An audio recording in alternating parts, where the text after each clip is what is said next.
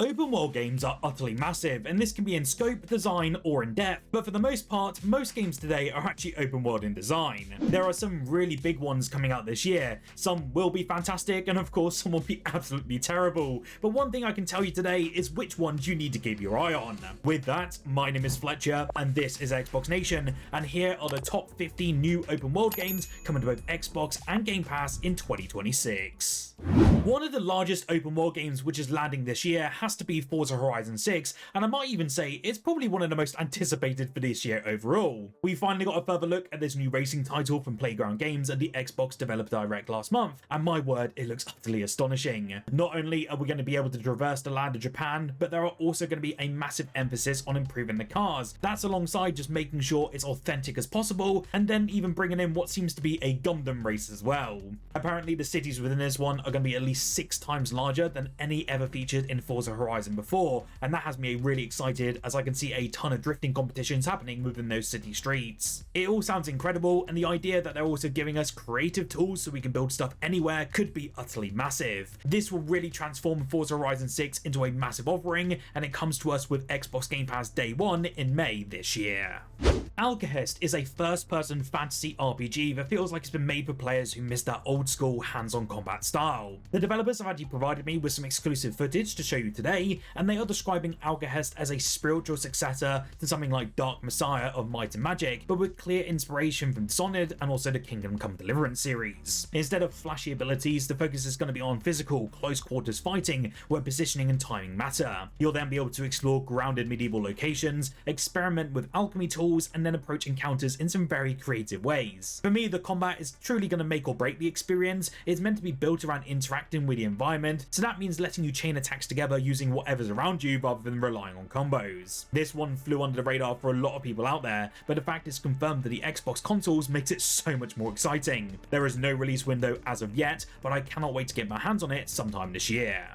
If you are wanting a completely different experience though, and you're instead wanting a very laid-back survival game, then let me introduce you to Solarpunk. This one is going to be set on some stunning floating islands, and then the game encourages us all to build some sustainable communities using renewable energy. It's a survival game that's all about creating instead of destroying, making it a great option for those who love crafting and eco-friendly vibes. It's got a real focus as well on cooperation and creativity, so you'll be exploring neighboring islands, harnessing the power of solar and hydro energy, and then designing the ultimate eco-friendly utopia. From what I've seen, farming, resource management, and collaborative building really take center stage, while the colourful visuals and relaxing gameplay create such a unique experience unlike anything other I've seen. Solarpunk is going to be a breath of fresh air for survival fans, especially if you're seeking a more optimistic playthrough adventure. I have seen loads of you asking about this next game, and we finally have an answer for you. Enshrouded is officially coming to Xbox later this year. If you're into RPGs that blend survival, exploration, and co-op, this one's absolutely one to watch. Essentially, you can team up with up to 16 players, which then makes building, exploration, and take on enemies feel like a proper shared adventure rather than a solo grind, and it's been already pretty successful over on PC. It's actually pulled in multiple millions of players at this point, earning a very positive rating over on Steam, which is just awesome to see. A big part that comes down to the satisfying combat, its rewarding exploration, and then the incredibly flexible building system which lets you create almost anything you can imagine. Even better, all of the updates added during the early access will be included when the full 1.0 version arrives onto our Xbox consoles this autumn, so it means that all of us console players will be getting the complete experience from day one. Coming up next is Mortal Shell 2, and this feels like a second chance for the series to really prove itself. The original had an incredible atmosphere, from bleak landscapes, haunting hubs, and locations that genuinely stuck with you, but the combat didn't always feel that tight as it definitely needed to be. That's clearly where the sequel was going to be putting in the work though, and the latest footage I've seen so far shows much more sort of smoother weapon handling, more impactful strikes, and then encounters that look far more satisfying moment to moment. It also seems like the world itself is going to be expanded, with much larger and more connected areas that reward our curiosity. The creature design still leans heavily though into that sort of grotesque and dark aesthetic, which really does fit perfectly with the overall tone. It may not be the biggest release of 2026, but for fans of dark fantasy and soul style experiences, this is going to be a massive improvement.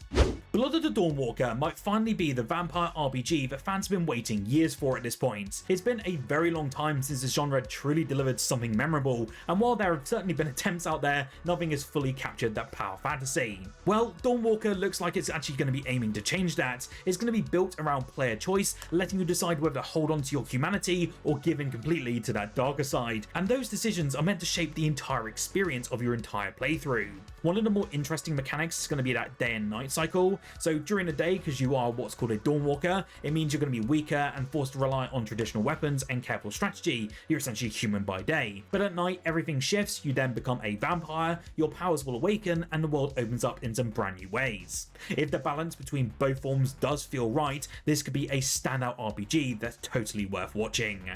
Things are going to get really brutal in DayZ this year, because the upcoming Badlands expansion is now dragging us into one of the harshest environments yet. It is meant to be set in what they're calling the Scorched Nazdara province, and this is a new region that swaps those forests and towns for endless desert, where water is going to be scarce and then survival depends on your careful planning. The biggest headline though is that the Badlands expansion will be available through Xbox Game Pass day one right at launch, meaning plenty of new players will be thrown into chaos pretty immediately. It's also introducing the largest official map the game has ever received. It's going to be an enormous 267 square kilometers filled with abandoned structures, hidden stories and constant danger, and my word, that is bloody massive. DayZ has always been an unforgiving experience, but this expansion is going to test players like we've never been tested before. After what feels like forever, Subnautica 2 is finally back on track for a 2026 release, and it genuinely looks like a huge step forward for this series. The early gameplay that we've been shown already looks pretty polished, with stunning new underwater environments and a very clear mix of beautiful and absolutely terrifying alien life forms. That sense of discovery is clearly still at the heart of this game, and the team have also confirmed they're going to be expanding the experience in a big way, with a lot more biomes, new tools at our disposal, deeper base building options, and even expanded vehicle upgrades. I think one thing that I'm really interested in is the story itself, as it's meant to be getting more focus this time around, alongside more creatures for us to encounter. Best of all, it still will be launching day one onto Xbox Game Pass, which is going to make it an easy must play for this year. Talking of an easy task, I can see that over 68% of you are not subscribed, and I would just love for you to join one of the largest Xbox communities here on YouTube. Content here is ramping up into 2026 with even more reviews, performance updates, news, and so much more, and you certainly won't want to miss that coverage. Thanks again for the support so far, and I love being a dedicated Xbox channel. But with that, let's dive back into remaining games you need to check out this year. Chrono Odyssey is trying to do something a little bit more ambitious than your typical MMO, and that's pretty obvious the moment that you do see it in motion. The scale of this world looks utterly huge. It's all going to be powered by Unreal Engine 5, so it could be good or it could be bad, but what really separates it is how it plays with time itself. You're not just going to be trading blows with enemies, instead you're going to be stopping them mid-attack, controlling the pace of combat, and then creating moments that feel far more cinematic than usual for this genre. The closed beta earlier in 2025 gave players their first proper hands-on, and while reactions weren't really that positive, the developers have started making a ton of improvements based on that feedback. That's always a good sign. It is still targeting a late 2026 release, and if the team can refine what really is there, this could end up being something really special for MMO fans.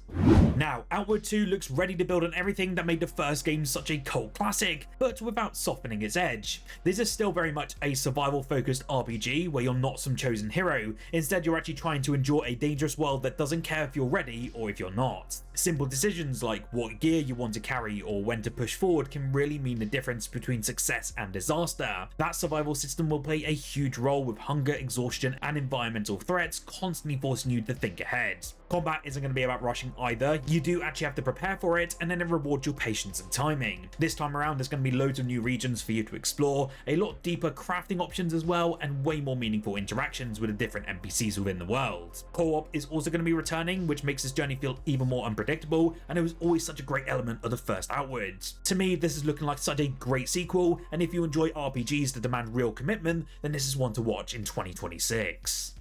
LEGO Batman Legacy of the Dark Knight is going to be arriving this May, and it genuinely looks like one of the most ambitious LEGO titles we've ever seen. From the latest footage, it's clear the game is sticking to that perfect mix of chaotic LEGO humour and surprisingly sincere character moments that the series has become known for. You've got everything here with the classic formula, from brawling through enemy waves, solving environmental puzzles, and then plenty of light-hearted jokes throughout the entire gameplay. What really stood out to me though was going to be the roster of villains, seeing classic movie era characters like Two-Face and Mr. Freeze show up really adds a huge dose of nostalgia. With Batman really leading the charge here and that signature Lego charm looking to be intact, this looks like a fantastic time for fans old and new alike.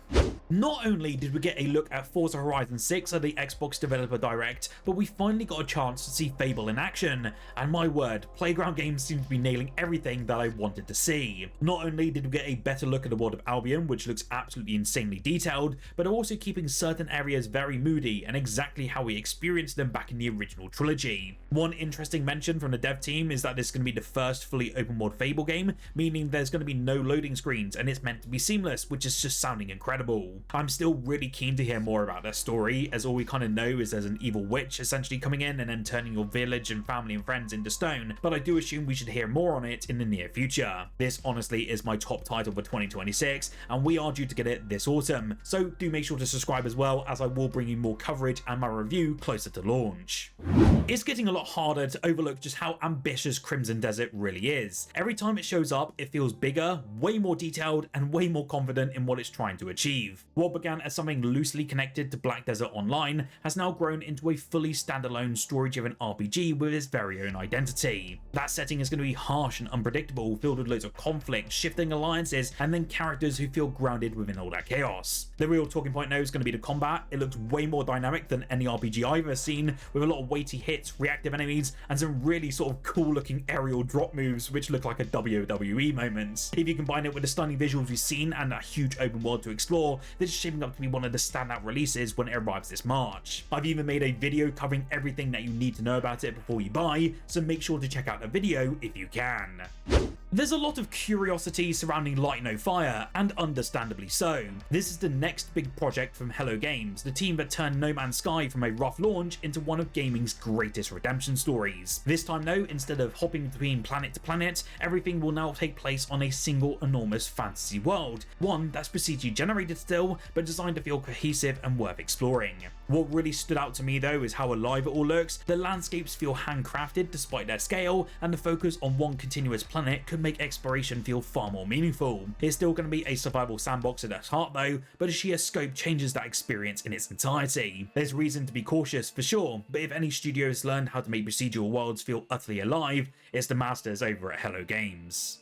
I don't even really need to explain how big Grand Theft Auto 6 is really going to be. The last game made over $1 billion in just a few days, and that was over a decade ago now. So of course the anticipation for this new one is on another level, and I fully expect it to break a $10 billion standpoint in easily a day or two. From what we've seen so far, the new protagonists Lucia and Jason look to bring a fresh dynamic, and it kind of feels very inspired by a sort of Bonnie and Clyde style partnership, and it can make the story way more personal and a lot more grounded. The world itself though looks ridiculous in the best way possible.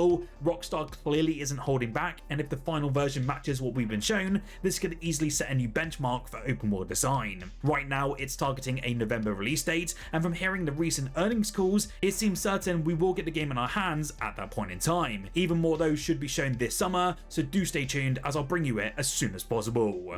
I am curious though, what open world game are you looking forward to most in 2026? Do let me know in the comments below. With that as well, make sure to like this video if you did enjoy it, subscribe for more Xbox content on a daily basis, and make sure to check out the video on screen now if you want to check out the next generation update which just arrived for Kingdom Come Deliverance, and I tell you what, that is an absolute game changer and an open world you need to play as soon as possible.